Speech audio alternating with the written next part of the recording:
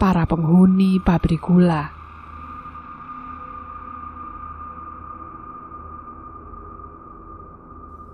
Dulu ada sebuah peristiwa yang tidak akan atau dilupakan oleh siapapun yang tinggal di sini. Di sini yang saya maksud adalah tempat di mana ada sebuah pabrik tua peninggalan Belanda yang konon menjadi sumber dari segala hal.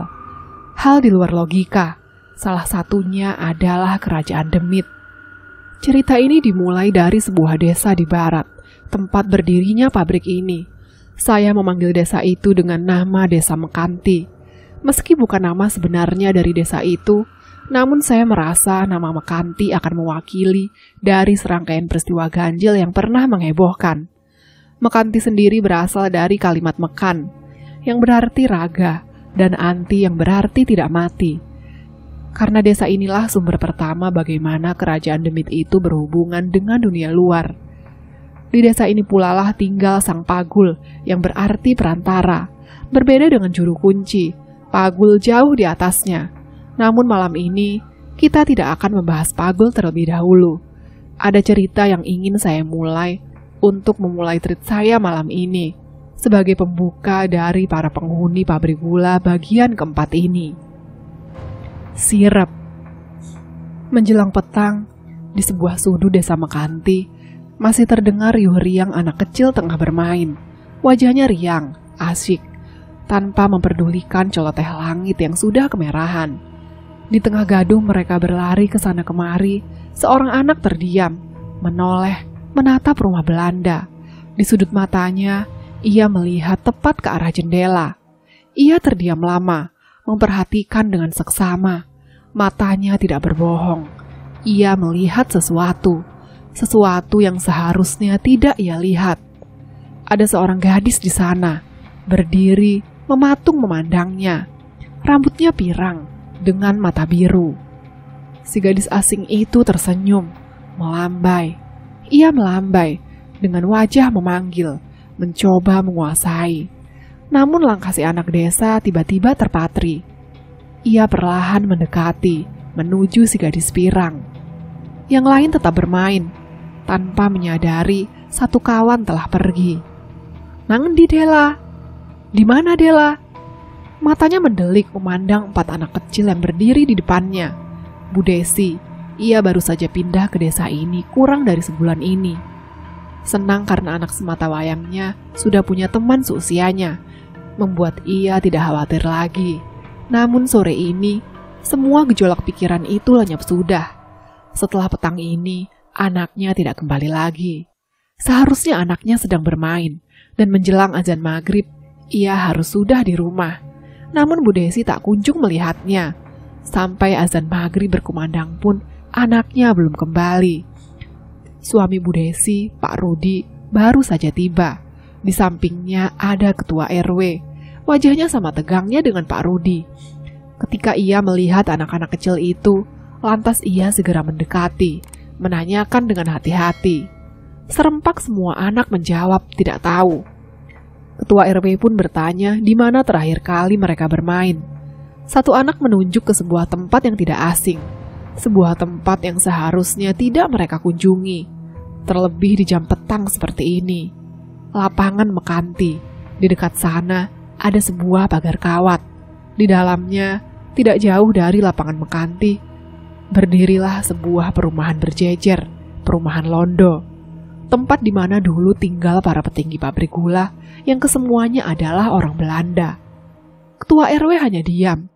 Ia menatap jauh rumah Londo itu. "Ono opo toh, Pak? Ayo, Dela paling nang kono. Ada apa sih, Pak? Ayo, Dela mungkin masih di situ." Dengan nada tinggi Bu Desi mendesak. Namun si ketua RW masih diam. Sementara keramaian itu mulai diketahui warga. Pergilah Bu Desi diikuti Pak Rudi. Ketua RW terpaksa mengikuti. Perumahan Londo ini terdiri dari 5 sampai 7 rumah, berjejer. Tidak ada yang menarik, karena gaya arsiteknya nyaris sama persis satu sama lain. Bu Desi mulai memanggil-manggil nama anaknya, namun tak kunjung ada jawaban. Sampai ia merasakan firasat yang tidak enak. ketika ia berdiri di depan salah satu rumah itu. Di kaca hitam rumah tepat di terasnya, seperti ada pantulan seseorang memandanginya dari dalam. Bulu kuduk Bu Desi meremang. Pak RW ikut terdiam, memandang Bu Desi yang tengah tercengang. "Ono apa, Bu?" "Ada apa, Bu?" tanya Pak RW.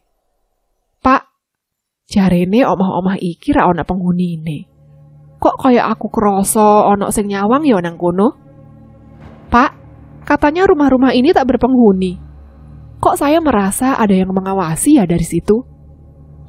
Pak RW terdiam, wajahnya pucat pasi. "Pak, prosoku Dela ono nggo jero ning kene, Pak. Ayo mlebu." "Pak, saya merasa Dela ada di dalam sini, Pak. Ayo masuk." "Raiso, Bu. Gedong-gedong iki punya pemerintah kota. Nang kene ae asline nggak oleh, Bu." "Nggak bisa, Bu. Gedung-gedung ini punya pemerintah kota. Di sini saja sebenarnya dilarang." Pak Rudi dan Bu Desi kehilangan kesabaran. Lantas, larangan Pak RW pun tidak digubris. Petang itu juga, pintu rumah Londo itu dijebol. Bu Desi memanggil-manggil nama Dela. Namun ia masih belum mendapat jawaban. Hingga firasat kehadiran seseorang di rumah itu semakin ketara. Bukan hanya Bu Desi, Pak Rudi juga merasa tidak enak ketika masuk ke rumah itu. Hawa dingin seperti menyapu lehernya. Dan entah dari mana, ia seperti mendengar suara nafas tanpa wujud.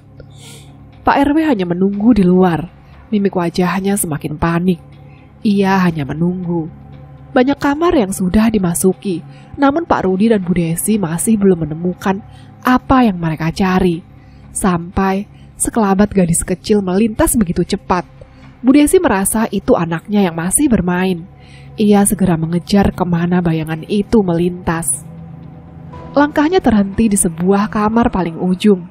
Ketika Bu Desi menyentuh kenop pintu, ia mendengar suara gadis yang tengah menangis di dalamnya.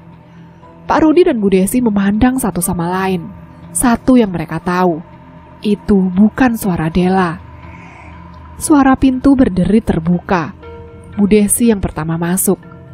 Tepat ketika ia melihat apa yang ada di dalamnya, ia melihat sosok kecil yang tengah meringkuk di sudut kamar. Dela? Itulah yang dikatakan Bu Desi saat melihat baju merah muda yang Dela kenakan hari ini. Namun, firasat-firasat buruk itu membuat Pak Rudi menahan Bu Desi mendekatinya. Sebagai gantinya, Pak Rudilah yang mendekati sosok yang tengah menangis itu. Ketika Pak Rudi tepat ada di depannya, suara tangisan itu berhenti. Mendadak, tempat itu menjadi sunyi senyap.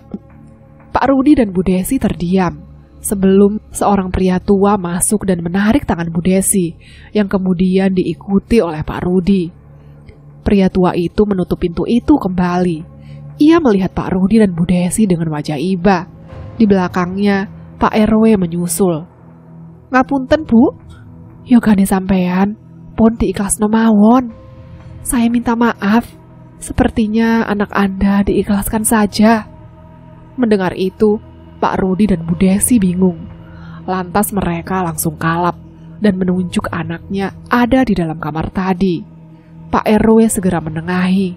Pak RW mengatakan, pria tua ini adalah Pagul di desa ini. Beliaulah yang menjadi penanggung jawab di desa ini.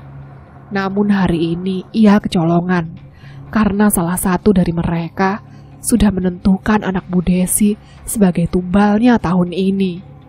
Murka, Bu Desi menunjuk pria tua itu. Pria tua itu hanya diam saja, meski hujatan dan kelakar Bu Desi tidak dapat ditahan lagi. Ia masih yakin sosok di dalam kamar tadi adalah putrinya. Dengan berat hati, pria tua itu menunjukkan di mana keberadaan putrinya yang sebenarnya. "Yoga sampean, enten balik.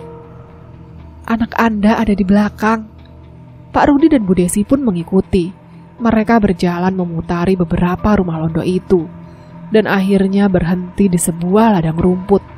Tingginya hampir seukuran lutut. Di sana, si pria tua mengangkat sesuatu. Itu adalah Dela. Sayangnya, ia terbujur kaku. Melihat itu, Bu Desi dan Pak Rudi lantas bertanya, bagaimana bisa anaknya ada di sini? dan kenapa kondisinya bisa menjadi seperti ini.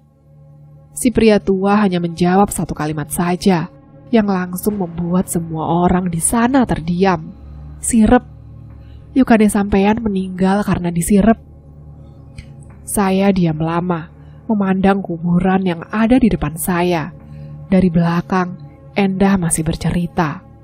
Percaya atau enggak, nek arek iku sik menampakkan diri nang kene ben bengi.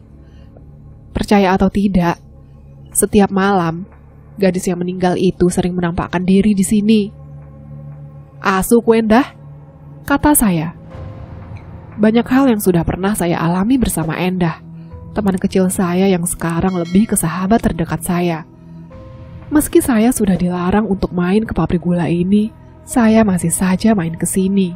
Karena hanya di sini tempat di mana saya bebas menjelajah dan menjarah buah tanpa pemiliknya. Termasuk siang ini, harusnya saya dan Endah dan satu teman saya si Andi akan pergi ke sisi pabrik sebelah barat, di samping pemakaman Desa Mekanti, salah satu pemakaman yang mendapat pembiayaan dari pabrik gula ini.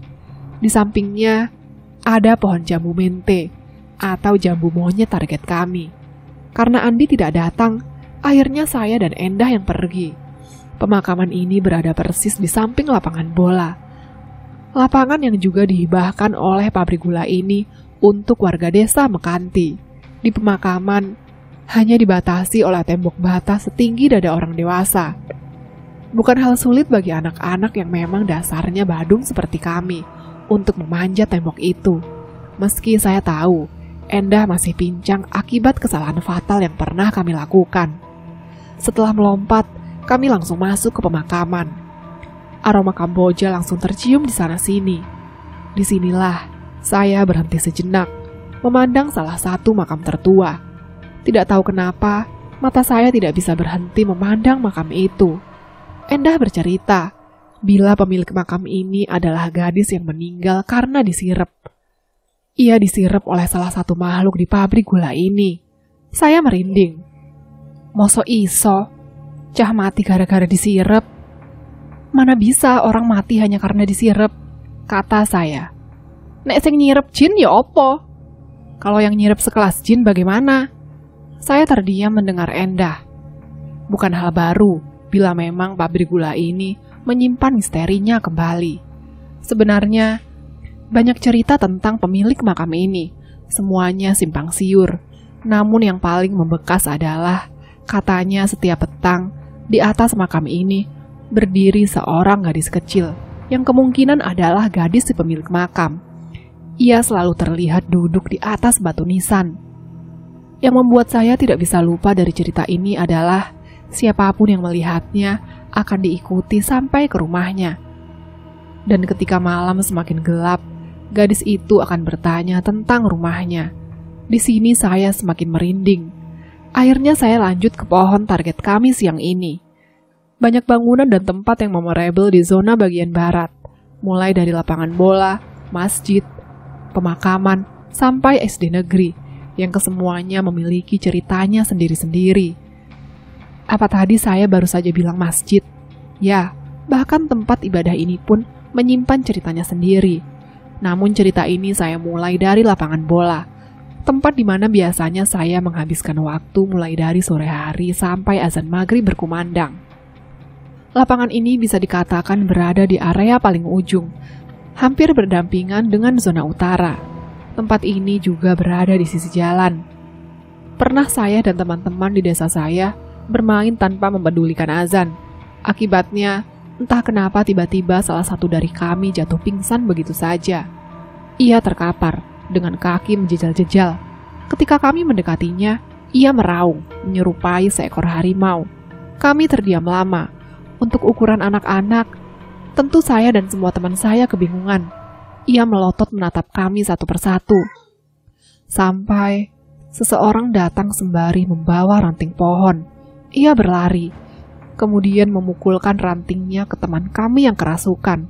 Anehnya teman saya langsung sadar. Disinilah bagian mengerikannya. Seseorang yang baru saja menolong kami, rupanya bukan sosok yang asing bagi kami. Dia adalah Gono, begitu kami memanggil namanya. Siapa Gono? Bila ada manusia yang dilahirkan dengan anugerah dan kengerian, Gono adalah salah satunya. Gono, nama yang sangat aneh, bahkan untuk nama-nama kuno orang Jawa. Pertama kali saya mendengar nama itu, saya hanya berpikir, ada orang tua yang setega itu memberikan nama untuk anaknya sendiri, dengan nama yang bahkan tidak pernah saya dengar sebelumnya. Gono adalah seorang pria yang berada di kisaran umur 40 tahun, tubuhnya tambun, dan biasa mengenakan kaos usang dengan celana pendek, tanpa alas kaki. Meski sudah berumur, namun yang bisa diketahui saat melihat Gono adalah ia seorang pria yang memiliki keterbelakangan mental. Yang paling saya ingat dari pria ini adalah ia selalu menjadi seseorang yang dicaci, dihina, bahkan direndahkan oleh anak-anak seumuran saya waktu itu, termasuk teman-teman saya. Namun yang tidak disadari oleh orang lain adalah ketika ia mengatakan sumpah serapahnya, apa yang ia katakan selalu menjadi kenyataan. Termasuk ketika ia mengatakan bahwa salah satu teman saya sore ini akan mengalami patah kaki hebat. Nyatanya ucapan Gono selalu tepat, meski saya tak yakin ia mengatakan itu dalam keadaan sadar. Namun ucapannya diikuti oleh kutukan. Saat kami bermain bola, ia akan melihat kami dari sisi lapangan, menatap kami seolah-olah ingin ikut bermain. Namun, tidak ada satupun teman kami yang akan mengizinkan. Gono terlihat seperti penyakit di mata teman-teman saya. Ia seperti sesuatu yang tidak bisa saya jelaskan. Ada satu permainan yang paling disukai oleh teman-teman saya untuk mengganggu Gono, yaitu permainan ambil istri Gono. Permainan ini seperti mimpi buruk bagi Gono, yang kadang membuat saya tidak mengerti sama sekali. Gono tidak pernah menikah dengan perempuan manapun. Lantas, kenapa ia mengamuk? Ia akan marah dan mengamuk bila teman saya mulai mengatakan, "Gon, bojomu saiki wekku, kapok. Gon, istrimu sekarang jadi milikku, rasakan." Dengan wajah amat marah, Gono akan mengejar siapapun yang mengatakan itu. Ia akan terus-menerus mengejarnya. Setelah itu, semua teman-teman saya akan berpencar satu sama lain. Mereka bergantian mengatakan bahwa sekarang istri Gono menjadi milik mereka, dan Gono akan mengejar mereka yang mengatakan itu. Semua teman-teman saya menganggap hal itu lucu, namun bagi saya, hal itu sangat aneh. Saya mungkin satu-satunya orang yang tidak pernah tertarik mengganggu Gono, seperti yang lain. Namun setiap saya berdekatan dengan dia, firasat saya selalu tidak enak. Ada sesuatu yang membuat saya tidak bisa berada dekat-dekat dengan dia. Salah satunya bau badannya. Gono tidak pernah mandi. Pernah kami bertemu, di mana ia sedang mengayuh sepeda kumbangnya. Tanpa sengaja saya menyapanya, dan dengan wajah kekanak-kanakan untuk seorang pria berumur 40 tahunan, dia bercerita bahwa sekarang ia bersama anaknya. Saya kaget setengah mati, karena saya tidak melihat siapapun. Sama seperti saya, Endah juga menjauhi Gono. Hal ini cukup menarik. Pasalnya, Endah adalah anak Badung dan suka membuli. Namun kenapa ia tidak pernah menyentuh Gono seperti teman-teman kampung saya yang lain? Ternyata, Gono memang memiliki seorang istri, tapi istrinya bukan dari bangsa manusia. Bagaimana saya bisa tahu? Entah permainan keberapa, ketika saya dan teman-teman saya mulai bosan bermain bola, mereka akan mulai mengganggu Gono. Saya hanya mengamati dari pinggir, melihat mereka dikejar-kejar Gono. Sampai saya melihat ada yang berbeda. Gono hanya diam, tidak mengejar lagi. Setelah melihat Gono diam lama, Gono kemudian menunjuk teman saya yang berpura-pura sudah mengambil istrinya. Seingat saya, Gono mengatakan sesuatu seperti, "Jupuken, ambil saja." Kalimat Gono seolah membentuk konteks, "Ambil saja istriku." Di sini, semuanya dimulai. Pasca kejadian itu, teman saya tidak pernah lagi terlihat ke lapangan bola. Bahkan hari ini adalah 1 minggu setelah peristiwa itu. Teman-teman saya yang lain tidak ada yang tahu kemana dia pergi. Yang jelas, ada sesuatu yang terjadi dengannya. Gono juga seolah lenyap di telan bumi. Akhirnya saya berinisiatif untuk datang ke rumahnya. Tepat seperti apa yang saya takutkan. Teman saya jatuh sakit dan tidak bisa berdiri sama sekali. Setidaknya, itu yang ibunya ceritakan dengan wajah sedih. Waktu saya masuk ke dalam kamarnya, saya langsung bisa tahu bahwa sesuatu menakutinya. Diceritakanlah apa yang sebenarnya terjadi. Sore setelah pulang dari lapangan, teman saya merasa bahwa badannya sangat berat sekali. Seolah di punggungnya, dia sedang menggendong seorang anak kecil. Tidak hanya itu, di dalam kamarnya, dia mendengar suara alon atau lagu tidur. Semua kejadian-kejadian itu seperti muncul pada waktu-waktu tertentu. Setiap setelah azan maghrib, di bawah ranjang kamarnya, dia selalu mendengar suara seseorang menggaru-garu kayu penyangga kasurnya. Dan kemudian diikuti suara wanita ngutang bayi atau menidurkan bayi. Yang terakhir pada tengah malam, di atap rumahnya selalu terdengar suara gemeletak. Seperti atap rumahnya sengaja dilempari oleh batu. Dan itu terjadi terus-menerus sampai pagi hari. Teman saya pernah memaksakan diri untuk bangun, namun badannya langsung roboh lagi. Sebenarnya, orang tuanya sudah pernah beberapa kali memanggil dokter, dan semuanya mengatakan hal yang sama, bahwa teman saya hanya butuh istirahat saja. Namun keadaannya bahkan sampai hari ini belum juga membaik. Di sini, saya pun semakin penasaran. Saya bercerita ke Endah, dan Endah hanya mengatakan bahwa itulah karma orang yang suka mengganggu seseorang berkebutuhan khusus. Namun saya bisa melihat Endah menutupi sesuatu. Saya pun mendesak dia, dan Endah pun mengatakannya, "Engkom bengi, ayo disatroni omahe. Malam nanti, ayo kita lihat rumahnya." Malam itu juga, saya dan Endah datang ke rumah teman saya. Tidak ada apapun yang terjadi, tapi saya bisa melihat Endah melihat ke sana kemari. Sampai suara gemeletak yang diceritakan teman saya terdengar. Endah yang pertama tahu, dia menunjuk ke sebuah pohon pisang di belakang rumah. Di sana saya kaget. Rupanya yang melempari batu ke rumah teman saya adalah Gono. Melihat kami, Gono tiba-tiba berlari, seperti maling tertangkap basah. Dia kabur. Kami pun segera mengejarnya. Saya yang pertama kali bisa menjatuhkan badan tambunnya, tapi Gono yang memang badannya besar tidak sebanding dengan badan saya yang kecil. Dia meronta seperti anak kecil, membuat saya gelagapan saat telapak tangannya menampar wajah saya. Endah hanya mengatakan, "Cupuan bojomu." Itu pertama kali saya mendengar Endah mengatakan itu. Benar dugaan saya, Gono punya istri. Tapi istrinya yang mana? Malam itu juga saya melepaskan Gono setelah Endah menyuruh melepaskannya. Di situ Endah menjelaskan, istri Gono itu kuntilanak hitam yang sudah mengikutinya sejak kecil. Tahu yang lebih membuat saya merinding? Istri Gono sekarang ada di belakang saya. Setelah Endah menunjuk pohon di samping saya menjatuhkan Gono tadi, katanya dia sedang memandang saya dengan mata melotot. Rasanya saya ingin berteriak di depan muka si Endah. Kami pun pulang. Besoknya, teman saya lebih sehat dibandingkan hari sebelumnya.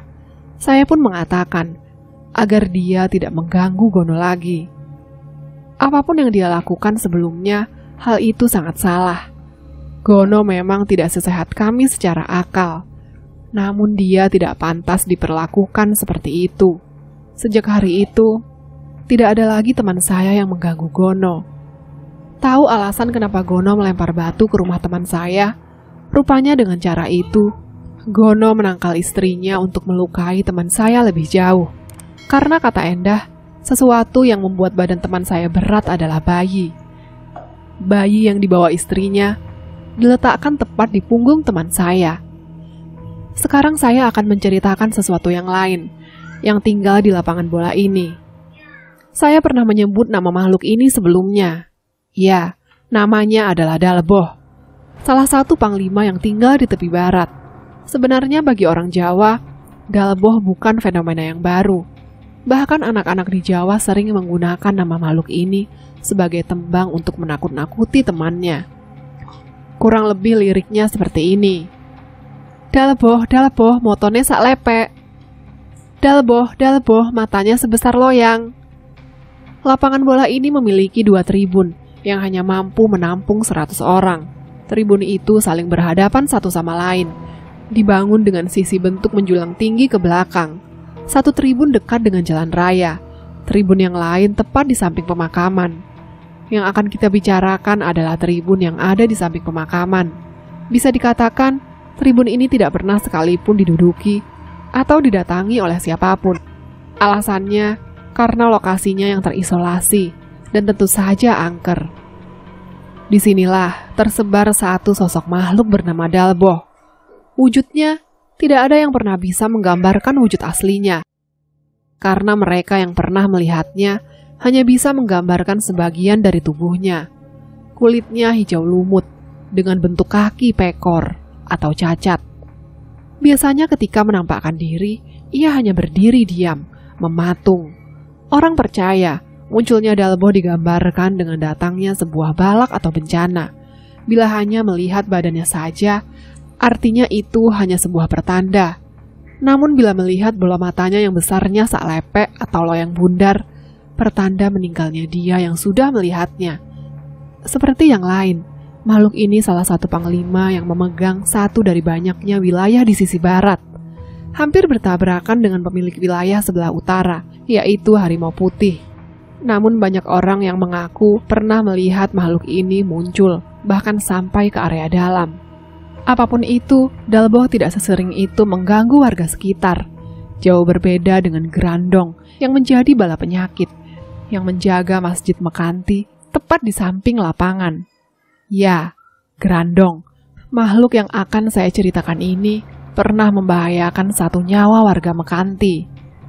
Malam ini kita lanjutkan lagi cerita tentang rentetan kejadian dan hal-hal mistis di pabrik gula dekat rumah saya. Sebelumnya saya minta maaf. Yang akan saya ceritakan malam ini adalah rumah ibadah bagi umat muslim. Ya, sebuah masjid megah dan kokoh yang berada tepat di samping kiri lapangan dan dikelilingi oleh pemakaman. Apa saya tadi bilang dikelilingi pemakaman? Tepat sekali, masjid ini dikelilingi oleh pemakaman. Hanya pagar batu bata yang menjadi pembatas antara halaman masjid dengan pemakaman. Tingginya tidak lebih dari dada orang dewasa. Jadi ketika masuk ke dalam masjid ini, otomatis kalian bisa melihat pemandangan langsung kuburan dari orang-orang yang sudah meninggal lebih dulu. Yang jadi masalah, banyak dari makam tanpa nama, dari yang dibangun dengan semen, atau makam yang hanya menggunakan nisan batang bambu. Mengerikan, tentu saja. Setiap makam memiliki ceritanya masing-masing. Namun kita akan fokus pada cerita di balik pembangunan masjid ini. Jadi sebelum masjid ini berdiri, lahan ini yang luasnya tidak lebih dari 4 petak rumah adalah lahan kosong, dengan satu pohon yang berdiri di tengah-tengah lahan kosong ini. Pohon ini dikenal dengan nama pohon waru ireng. Satu dari sekian banyak jenis pohon yang paling langka. Kenapa pohon ini langka? Karena orang zaman dulu percaya banyak cerita mistis yang selalu disertai dengan tumbuhnya pohon ini, termasuk prosesi yang disebut tumpak sajen. Sebuah upacara menukar nyawa anak kandung dengan harta berlimpah ruah. Apakah hal itu berlaku pada pohon ini? Jawabannya berlaku. Meski tidak se-ekstrim tumpak sajen zaman dahulu, namun banyak ditemukan sesaji di sekitar pohon ini. Sehingga berawal dari sana, warga sepakat untuk menebang pohon ini dan digantikan dengan bangunan masjid. Kurang lebih latar cerita ini adalah tahun 90-an. Jadi saat itu desa Mekanti masih dihuni kurang dari 100 kepala keluarga. Setelah dilakukan musyawarah, warga sepakat. Maka ditemuilah para petinggi pabrik, karena lahan ini adalah masih lahan pribadi milik pabrik. Disinilah kejanggalan mulai terjadi secara terus-menerus. Mulai dari pihak pabrik setuju, namun dengan syarat bahwa wargalah yang harus menebang dan menumbangkan pohon itu, termasuk menerima resiko yang akan terjadi. Warga pun heran, apa alasan pihak pabrik berkata demikian? Pertanyaan itu terjawab ketika hari penebangan pohon itu. Ketika seorang warga mendekati pohon itu, Konon ia mendengar suara seseorang tertawa. Suaranya tinggi dan tegas, membuat warga yang menebang pohon keheranan. Padahal saat itu siang hari, penebangan pohon masih berlanjut. Namun yang terjadi selanjutnya, sudah berpuluh-puluh kali pohon itu dihantam oleh mata kapak. Akan tetapi satu batang pun tidak tergores sedikit pun. Melihat hal ini, warga semakin kebingungan. Penebangan pohon pun diundur. Pak Ruwanto, satu dari warga yang ikut menebang pohon, tiba-tiba jatuh sakit. Ia merasa diikuti oleh sesuatu tak kasat mata. Setiap malam, ia mendengar suara tertawa itu. Namun pada malam terakhir sebelum ia meninggal, Pak Ruwanto menyebut sebuah nama, Grandong. Tidak hanya Pak Ruwanto, hampir semua yang terlibat dan ikut andil menebang pohon itu, satu persatu tumbang dengan sakit yang berbeda-beda. Di sini warga mulai resah. Pasalnya pohon itu menyebarkan wangi aroma darah yang menyengat. Amis, sangat amis, seperti aroma bangkai. Sampai muncul seseorang, sepuh kampung yang sangat jarang keluar rumah. Ia terlihat berdiri di bawah pohon itu hampir sepanjang malam. Saat subuh orang itu pergi, dan ketika malam tiba, orang itu akan duduk di bawah pohon itu. Namanya adalah Mbah Keroh. Mbah Keroh ini menjelaskan kepada warga bahwa pohon ini adalah rumah makhluk hitam yang tingginya setinggi 2 tiang. Matanya merah menyala dengan gigi taring panjang, lidahnya menjulur keluar, dan ketika ia berjalan seperti seseorang tengah merangkak. Namanya Grandong Ulih. Grandong Ulih ini sudah ratusan tahun tinggal di lokasi ini. Dan dulu sebelum ia menetap di pohon ini, semua di sekitar sini adalah wilayah kekuasaannya. Namun semenjak ada Maharatu yang menjadi cikal bakal ratu kerajaan Demit, Grandong Ulih ini hanya mau ada di sini. Menebang pohon ini sama saja dengan menukar nyawa. Itu pun tidak cukup dengan 1 atau 2 kepala, namun 1000 kepala. Itu yang dikatakan Grandong Ulih pada Mbah Keroh. Warga yang mendengar itu sontak hanya bisa diam. Sampai Mbah Keroh mengatakannya, "Aku wae sing ngetok. Biar saya saja yang menumbangkan pohon ini." Sontak warga kaget. Apa maksud ucapan Mbah Keroh? Disinilah Mbah Keroh mengatakannya, "Jogo jasadku sampai 7 dino. Masjid iki bakal ngadeg jejeg nang kene. Setelah ini jaga jasadku sampai 7 hari, maka masjid ini akan berdiri tegak." Warga masih bingung dengan apa yang dikatakan Mbah Keroh. Namun perkataannya untuk menumbangkan pohon ini benar adanya. Pohon itu tumbang dengan kapak milik Mbah Keroh. Tapi yang terjadi selanjutnya, Mbah Keroh meninggal dunia secara tiba-tiba. Ia dimakamkan di lahan itu. Disinilah cerita ini akan dimulai. 7 hari paling mendebarkan, di mana warga bergantian menjaga makam Mbah Keroh, dibantu dengan 7 santri yang dipilih langsung oleh seorang kiai yang konon sudah diberitahu oleh Mbah Keroh atas apa yang akan terjadi di tanah ini. Setiap petang tiba, seusai sholat maghrib, lahan itu akan dijaga oleh 7 santri. Mereka menggelar tikar tepat di samping makam Mbah Keroh. Hanya 1 atau 2 warga yang diizinkan ikut menjaga. Alasannya, karena kelak masjid ini adalah cikal bakal bukti kepemilikan lahan dengan gaib. Malam itu, sekitar pukul 9 malam, suasana sudah sangat sepi. Pak Yono sebagai ketua RT, beliaulah yang mengajukan diri mewakili warga untuk menjaga makam Mbah Keroh. Sendirian ditemani 7 santri. Selama menjaga makam itu, beliau merasa bulu kuduknya berdiri sepanjang malam. Dimulai dengan suara anak-anak kecil yang terdengar di sekeliling. Padahal, tidak ada wujud apapun yang dilihat Pak Yono. Sedangkan 7 santri, mereka hanya duduk bersila sembari membaca kitab di tangan mereka. Hanya Pak Yono yang menatap ke sana kemari, dihantui suara anak-anak. Bila hanya suara, mungkin Pak Yono masih bisa mengatasi. Lantas bagaimana bila suara-suara itu mulai menampakkan wujudnya? Itulah yang terjadi.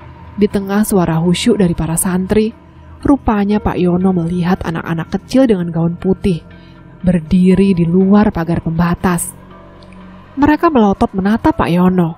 seperti menertawai apa yang tengah mereka lakukan. Rupanya, ini yang dikatakan oleh salah satu santri, bahwa semakin gelap, mereka akan semakin kuat. Pak Yono memejamkan mata pun, bayangan wajah mereka masih muncul di kepala Pak Yono.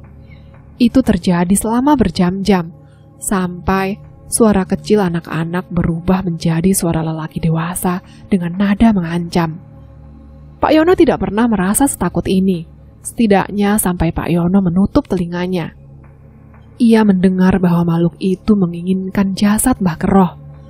Suara itu seperti tengah membisik, bahwa bila ia menyerahkan jasad Mbah Keroh, kelak Pak Yono akan mendapatkan limpahan harta tak terduga. Setidaknya di tengah suara itu, Pak Yono masih mendengar lantunan ayat dari para santri. Sembari satu santri mengatakan, "Ojo direken, Pak. Jangan didengarkan, Pak." Sekitar jam 1 dini hari, gelap semakin menantang. Suara para santri semakin keras. Pak Yono masih ingat betul bagaimana angin malam itu berhembus sangat kuat. Kuat sekali. Seperti sengaja ditiup untuk mereka. Di sini Pak Yono melihatnya. Pak Yono menyebut sosok itu seperti wujud genderuwo. Hanya bedanya sosok itu besar sekali. Pak Yono sampai harus mendongakkan kepala, memandang matanya yang merah menyala. Ia merangkak memutari pemakaman, melihat dengan lidah merah terjulur. Rupanya, itulah gerandong yang dimaksud.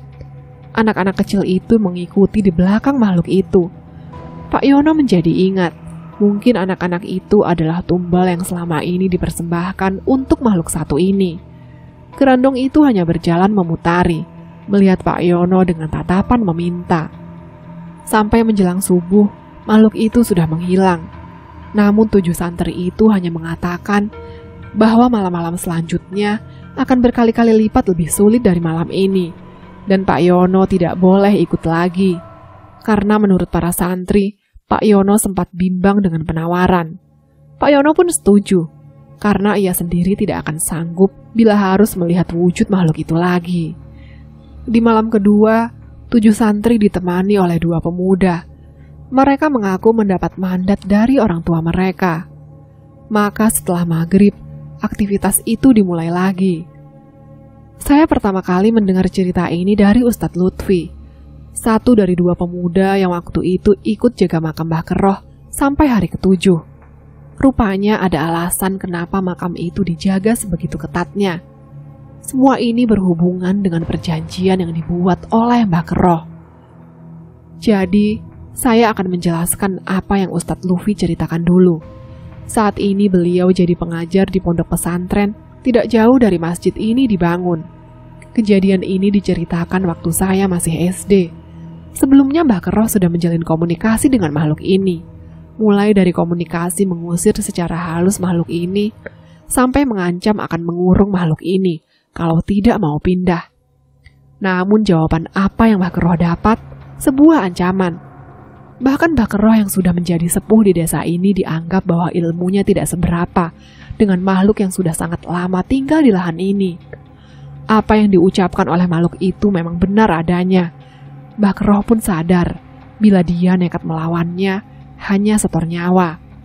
Karena itu Mbah Keroh melakukan perjanjian bahwa ia akan menumbangkan pohon ini dengan nyawanya sebagai ganti. Namun tanah ini akan menjadi barang taruhan. Taruhannya sederhana. Kelak setelah Mbah Keroh meninggal, ia akan dimakamkan di atas lahan ini dengan tujuan satu.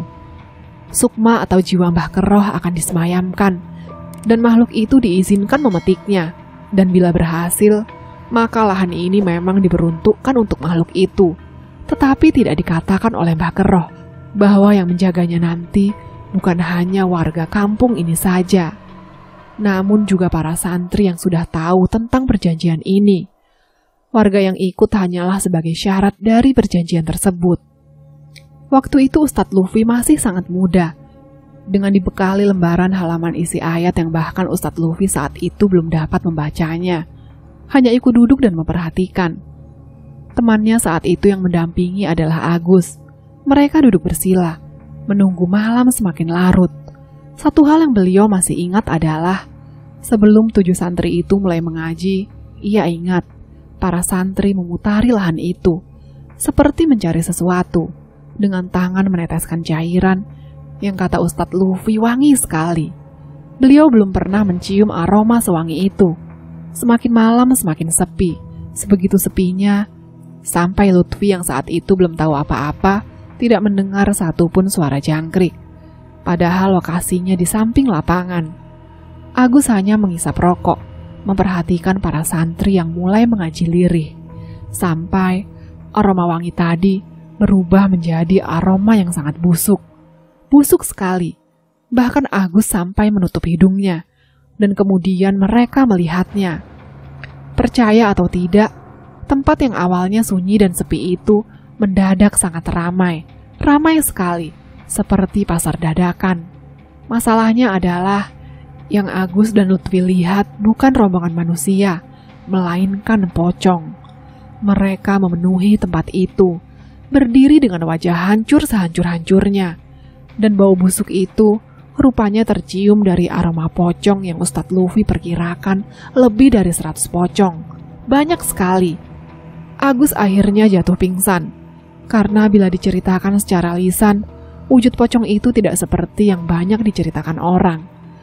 Karena pocong yang Ustadz Lutfi lihat, hampir semuanya berwajah hancur, sampai ada yang lidahnya menjulur keluar, karena dagunya hancur. 7 santri tetap mengaji, meski dikelilingi pocong yang entah apa yang mereka minta. Gangguan baru berakhir ketika menjelang subuh. Agus yang sudah sadar dari pingsannya, tidak ikut lagi di malam ketiga. Namun berbeda dengan Ustadz Lutfi, ia sangat tertarik dengan semua ini. Semenjak saat itu, Ustadz Lutfi seperti mendapat hidayah bahwa makhluk gaib itu benar nyata. Ia mulai ikut membaca ayat meski masih sebatas Al-Fatihah. Malam ketiga hingga malam ke-6, berbagai makhluk gaib bermunculan, seperti sengaja menampakkan diri. Banyak sekali makhluk gaib yang Lutfi lihat, mulai dari macan putih dengan cincin di taringnya, sampai Jagalaga, yang dulu pernah menjadi pembicaraan warga desa. Wujudnya berkaki panjang setinggi pohon jati. Sekali langkah bisa bermeter-meter. Semuanya menampakkan diri. Ra usah wedi, iki ngono pancen ana kerajaan demit. Tidak perlu takut, memang tempat ini adalah kerajaan makhluk seperti ini, kata salah satu santri, menenangkan Ustadz Lutfi. Namun ia belum melihat wujud gerandong itu muncul. Sampailah di hari ke-7, tepat di pemakaman paling belakang, ada sebuah pohon petai. Rantingnya kecil dengan dedaunan yang tidak terlalu rimbun. Konon kata Ustadz Lutfi, ia mendengar suara tertawa yang sangat keras, nyaris seperti mendengar suara dari ratusan orang. Dan dari tiang kecil itu, muncullah. Ustadz Lutfi menggambarkan gerandong menyerupai leak di Bali, dengan lidah yang panjang sekali. Saat dia merangkak, lidahnya terseret di tanah. Bulu-bulunya hitam, tebal, seperti sulur rambut yang tersurai. Kuku jarinya panjang melingkar. Ia merangkak, mendekati Ustadz Lutfi. Ia berhenti tepat di depan wajah Ustadz Lutfi, seperti mengamati. Matanya merah menyala, dan aroma badannya seperti aroma bangkai busuk. Ketika ia berdiri, tingginya hampir setinggi 3 pria dewasa yang bila dijajarkan ke atas. Saat itulah jantung Ustadz Lutfi mau copot. Tapi tidak ada satupun santri yang bergeming. Mereka semakin menggila dengan suara keras, mengaji dan terus mengaji. Sebegitu mengerikannya malam itu, sampai makhluk itu tertawa-tawa sembari mengais tanah tempat Mbah Kero dimakamkan. Pepohonan seperti ditiup angin kencang. Sebelum saya melanjutkan cerita ini, saya mau cerita dulu. Jadi begini, saya tidak ingat kapan. Intinya setelah menulis cerita tentang para penghuni pabrik gula ini, saya merasa tidak enak. Begini, di kamar tempat saya tidur memang sengaja dikasih bacaan Al-Quran. Bacaannya ini bacaan khusus, yang memang semenjak kejadian saya waktu kecil sudah dipasang oleh Pak Ade saya, Pak Deno, sebelum beliau meninggal. Kenapa hanya kamar saya yang diberi? Alasannya, biar para penghuni rumah saya nggak marah. Jadi hanya kamar saya yang tidak boleh dimasuki mereka. Rumah saya dan saya yakin rumah-rumah lain ada penghuni lamanya, Kalian tahulah maksud saya. Yang paling kuat penghuninya itu kakek-kakek. Katanya beliau sering ikut sholat bareng kami. Bisa dibilang, kakek ini sering masuk ke kamar saya juga. Beberapa hari ini saya merasa ada yang masuk ke kamar saya. Walaupun tidak bisa melihat, tapi saya bisa merasakannya. Kuat sekali. Memang akhir-akhir ini saya jarang sholat sih. Mungkin teguran. Sampai seminggu yang lalu saya lumpuh dari badan sampai kaki. Kata dokter kekurangan vitamin. Dari semua yang menjenguk saya, hanya satu orang, Frada sepupu saya yang masih SMP, yang nyeletuk kalau ada yang lagi gak suka diomongin. Saya bingung. Saya bertanya, Frada ini gak mau ngasih tahu.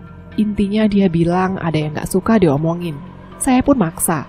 Apa maksudnya dia ngomong seperti itu? Seingat saya, Frada bilang, kalau lagi nulis sesuatu, tolong jangan kasih tahu namanya, kasih tahu saja jenisnya. Itu yang baca juga gak butuh nama makhluk yang kamu ceritain. Saya pun kaget, dari mana bocah ini tahu saya menulis sesuatu? Mungkin ini semacam teguran.